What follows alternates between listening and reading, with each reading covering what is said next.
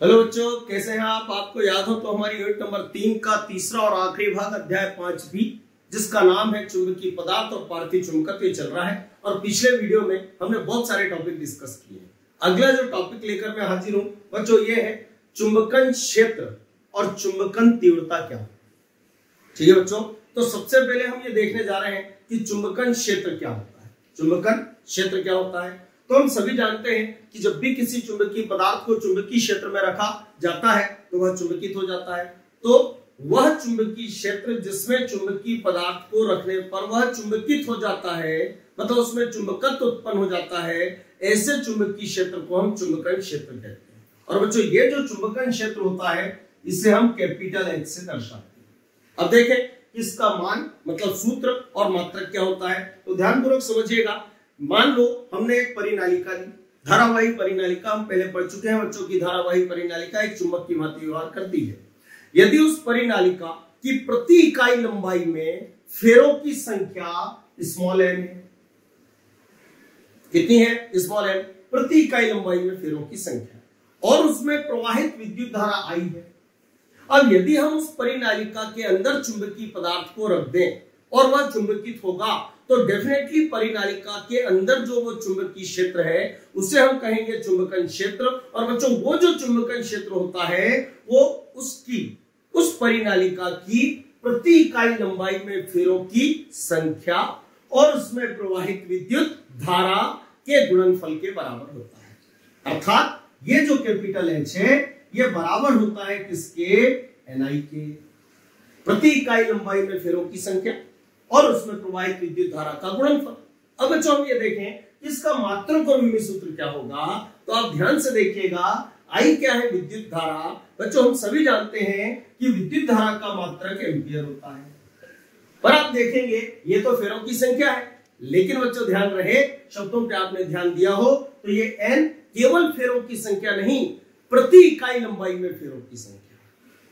तो फिर इसका मात्रक क्या होना चाहिए? तो आप ध्यान से देखिएगा। मान लो एन लंबाई में फेरों की संख्या कैपिटल एन है, तो प्रति इकाई लंबाई में फेरों की संख्या क्या होगी पता है आपको? नहीं तो संतरे बेचना पड़ेंगे हमें। प्रति इकाई लंबाई में फेरों की संख्या क्या होगी? तो डेफिनेट एन बटे एल होगी। ये वो स्मॉल एन है। अब आप यहां पर ध्यान से देखेंगे, ये जो एन है ये तो संख्या है, इसका कोई मात्रक होता नहीं है, तो इसको हम 8 लिख लेते हैं मात्रक। अपॉन में क्या है? लंबाई। बच्चों लंबाई का मात्रक होता है मीटर, तो हम कहेंगे ये जो स्मॉल एन है इसका मात्रक होगा प्रति मीटर। इसको उठा के ऊपर ले जाएं तो डेफिनेट मीटर की घात माइनस की हो जाएगी, तो हम कहेंगे ये जो स्मॉल एन है इसका मात्रक है मीटर इनवर्स। और आई क्या है? विद्युत धारा, तो डेफिनेटली इसका मात्रक एम्पियर। तो इस एच अर्थात चुंबकन क्षेत्र का मात्रक होता है एम्पियर प्रति मीटर या एम्पियर मीटर इनवर्स। तो उसको हम ऐसा लिख सकते हैं, एम्पियर मीटर इनवर्स। ठीक है बच्चों, अब हम देखेंगे इसका विमीय सूत्र क्या होना चाहिए। तो आप ध्यान से देखिएगा, ये लिखा हुआ है मीटर। मीटर बोले तो लंबाई, लंबाई मतलब लेंथ, और लेंथ का पहला अक्षर कैपिटल है, तो उसको हम विमीय सूत्र में कैपिटल एल से दर्शाएंगे।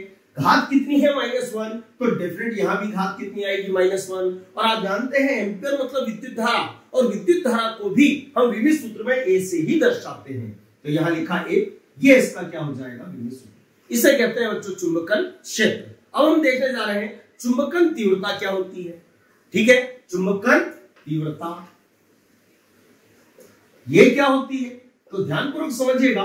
अभी हमने समझा कि जब किसी चुंबकीय पदार्थ को चुंबकीय क्षेत्र में रखा जाता है तो वह चुंबकित होता है, अर्थात उसमें चुंबकीय द्विध्रुव आघूर्ण उत्पन्न होता है या प्रेरित होता है। ठीक है, अब मान लो वो जो चुंबकीय पदार्थ चुंबकन क्षेत्र में रखा गया और उसमें जो चुंबकीय आघूर्ण प्रेरित हुआ वो कैपिटल एम है, और वो जो चुंबकीय पदार्थ है बच्चों उसका आयतन भी है। तो हम कह सकते हैं कि चुंबकीय पदार्थ के भी आयतन में प्रेरित चुंबकीय आघूर्ण कैपिटल एम है। शब्दों पे ध्यान दीजिएगा। जब चुंबकीय पदार्थ को हमने कौन से क्षेत्र में रखा? चुंबकन क्षेत्र में रखा, तो उसके भी आयतन में प्रेरित चुंबकीय आघूर्ण कैपिटल एम है। अरे तो मुझे बताएंगे, जब भी आयतन में चुंबकीय आघूर्ण कैपिटल एम है तो इकाई आयतन में चुंबकीय आघूर्ण कितना होगा? फिर वो क्यों होगा?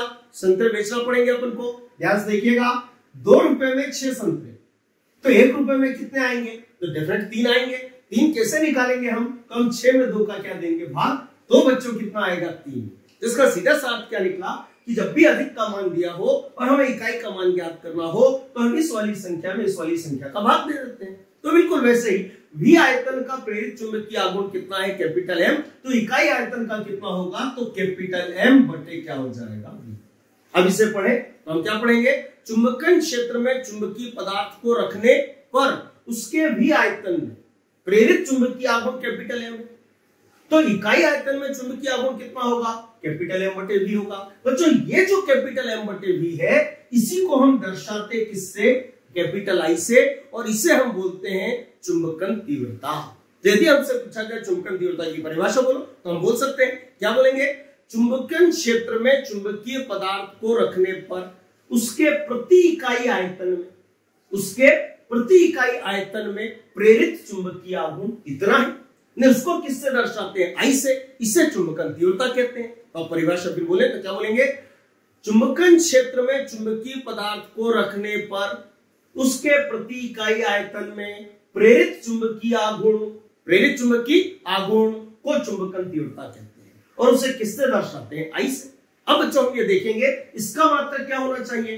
तो कभी हमने पढ़ा है बच्चों कि कैपिटल M बोले तो चुंबकीय आघूर्ण, और इसका मात्रक एम्पियर इंटू मीटर स्क्वायर होता है। तो लिख देते हैं यहाँ पे एम्पियर गुणित में क्या आएगा? Metre square. ठीक है, बटे में आ जाते हैं। बटे में पढ़ो V क्या है? आयतन। आयतन का मात्रक होता है बच्चों घन मीटर, मतलब मीटर क्यूब। तो यहाँ लिख देते हैं मीटर क्यूब, ये लिख दिया।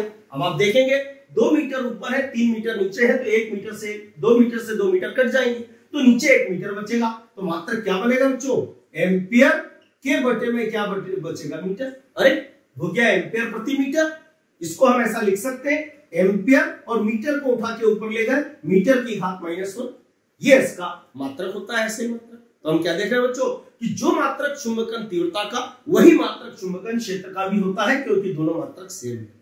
अब बच्चों ध्यान से देखिएगा इसका विमित सूत्र क्या होगा? अरे तो मात्रक दोनों के समान है तो फिर विमित सूत्र भी तो समान होना चाहिए। तो क्लियर है बच्चों, इसका जो चुंबकन तीव्रता का जो विमित सूत्र है वो भी क्या होगा? तो a की घात -1, साथ में क्या होगा?